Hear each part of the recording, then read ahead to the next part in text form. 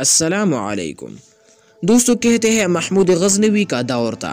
एक शख्स की तबीयत नासाज हुई तो तबीब के पास गया और कहा कि मुझे दवाई बना कर दो। तबीब ने कहा कि दवाई के लिए जो चीज़ें दरकार है सब है सिवाय शहद के। तुम अगर शहद कहीं से ला दो तो मैं दवाई तैयार करके देता हूँ। इत्तेफाक से मौसम शहद का नहीं था दोस्तों। उस शख्स ने हकीम से वो डबिया पकड़ी और लोगों के दरवाजे खटखटाने लगा, मगर हर जगह मायूसी हुई। जब मसला हल न हुआ तो वो महमूद गज़नवी के दरबार में हाजिर हुआ।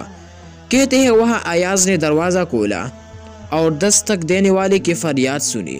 उसने वो छोटी सी डबिया दी और कहा कि मुझे इसमें शहद चाहिए। अयाज ने कहा, आप तशरीफ रखिए, मैं बादशाह से पूछ के बताता हूँ। अयाज वो डबिया लेकर बादशाह के सामने हाजिर हुआ और अर्ज़ की कि बादशाह सलामत, एक साइल को शहद की ज़रूरत है। बादशाह ने वो डबिया लिया और साइड में रख दी। अयाज को कहा कि 3 बाल्टियाँ शहद के उठा के उसको दी जाए। अयाज ने कहा, हुजूर उसको तो थोड़ी सी चाहिए, आप 3 बाल्टियाँ क्यों दे रहे हैं? बादशाह ने अयाज से कहा, अयाज वो मजदूर आदमी है, उसने अपने हैसियत के मुताबिक मांगा है। हम बादशाह हैं, हम अपने हैसियत के मुताबिक देंगे। मौलाना रूमी फरमाते हैं दोस्तों, आप अल्लाह पाक से अपने हैसियत के मुताबिक मांगे, वो अपनी शान के मुताबिक अता करेगा। शर्त यह है कि मांगे तो सही।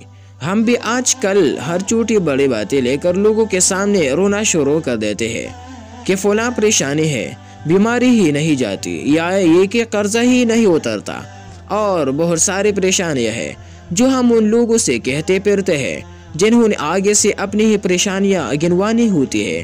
अपनी परेशानियां उससे शेयर करिए जो कुन फयकून है।